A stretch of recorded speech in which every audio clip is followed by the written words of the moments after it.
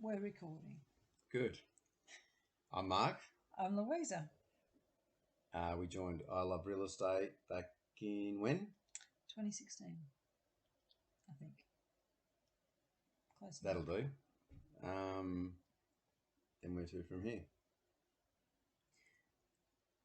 We studied a lot, We studied a lot. We watched all the videos. We read the over and books. over. That's it. We did. Um, We had no internet, so we had to watch videos and read the books. yep. So then it was to try and put it into practice. So we made friends with a real estate agent. Yep. Who told us about deals that we could do and couldn't do. Yeah. So we tried lots of deals.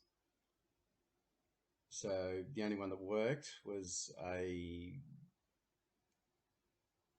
two houses on one block that needed subdividing and renovating.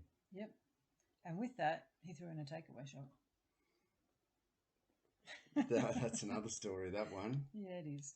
I ran the takeaway shop for 4 years, and that gave Mark the opportunity to really study the planning laws and find more deals. Yep.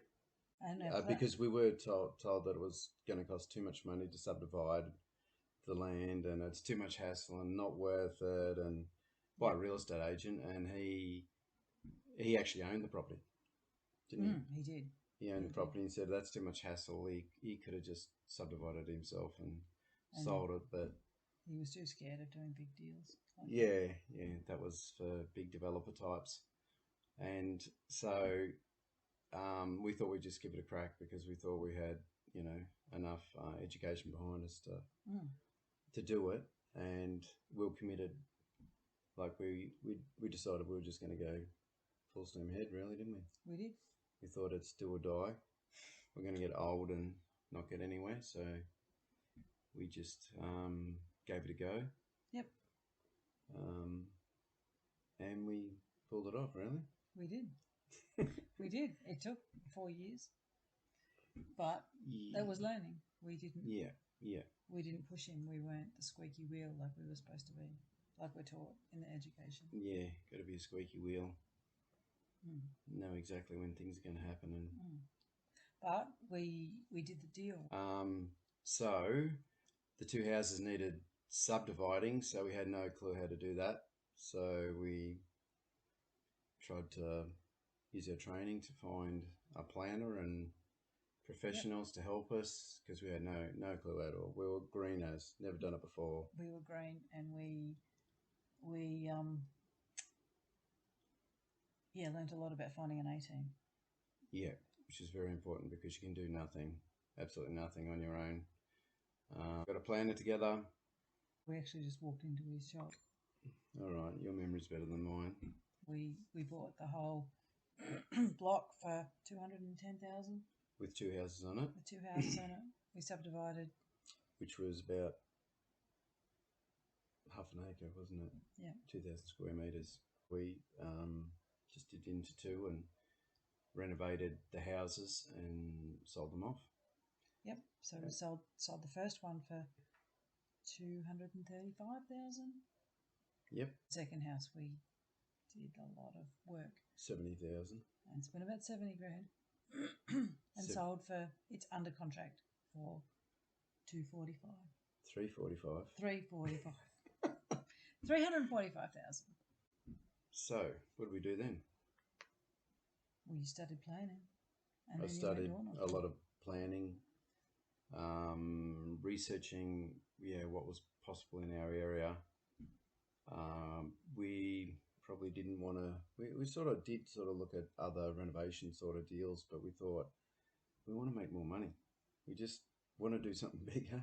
And we've always thought we want more money in a hurry. We've always thought we go to the hardest thing possible, probably, and try and do it. We like to jump in the deep end. Yeah. So, and that's sort of working for us as well. So, I found a block of land that it was just been recently rezoned, well, an area that was recently rezoned from a sort of a farming zone to a rural living zone, which was 5 acre lots.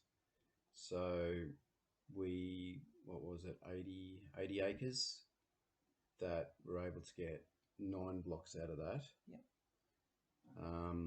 And it's had planning approval, and we're just fulfilling the conditions in the planning permit at the moment, which is a road through to access the blocks. It's not a complicated subdivision at all. No. I think the complicated thing there was actually trying to buy it, because we'd wanted to sell a JV. We didn't have any money as well, and we had no money. We couldn't borrow a cent. We're self-employed.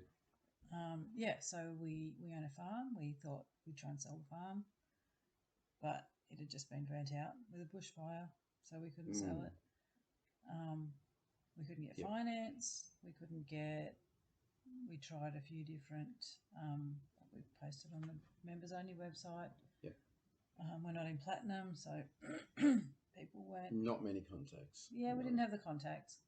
But then we approached a neighbour of Mark's parents, and he jumped on it. He just looked at the block, and within seconds. Just a businessman. Yep. So he was more than willing to put up the money. We told him our situation and that I'd found the block, and he said he was very fair and said he would put up the money, and he would more or less lend us our half. Yeah. And we would sort of pay for half of everything else, or development costs, and so we're very close to getting a road. Yep. Being put in, and then we could sell off the plan, but our business partner thinks that we should wait until it all looks all pretty and nice road openings and fenced and nice sealed road. And so we'll sort of, when you're doing a JV, you sort of got to be very flexible, and he's got the money, so he makes the rules. That's more or less it, really. But when he signed up for the deal, he said, well, you're obviously good at finding off-market deals. Buy me some more. Let's do some more of these. Yep. So the next one was every landholder in that area I approached to buy their property. So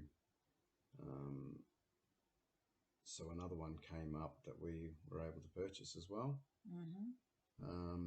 But they sort of wanted it to go. It was a deceased estate, so it had to go to an auction. Pretty sort of convoluted process that we went through, and stress and everything that goes with trying to buy a piece of land that that can be subdivided, and others, real estate agents, don't know. The vendors didn't know that it could be subdivided, but just in doing the research that I knew that one was another one that could go down to 5 acre lots. Yep. So that was from that we've got 25 lots. It was a bigger piece of land, double the size of the last one. Yep. And a better yield off the... much better yield, absolutely. So that one is been, all the planning's been done. It's just gone, it's been advertised. So we've had to adjust our plans a bit. Yep. But all looking good. Our plan is very thorough once again. Same planner, because we're very happy. And he's really making the job easy for us. They just tell us everything, really. Yep. What needs to be done. Very good, very happy. Very happy. Like we had, so we need to backtrack a little bit, because... No, we don't need to really tell too many stories. But... So the importance of having an A team is, your planner and your lawyer are number one. Yeah. For your A team. Yep. And yeah, we had trouble with our first planner, but we found a really good one. We had trouble with our first lawyer, and we changed and got a really good one. Yeah. Yep. So the 9-lot subdivision cost us $750,000 to buy it. Which was 80 acres. 80 acres. Yeah. Yep.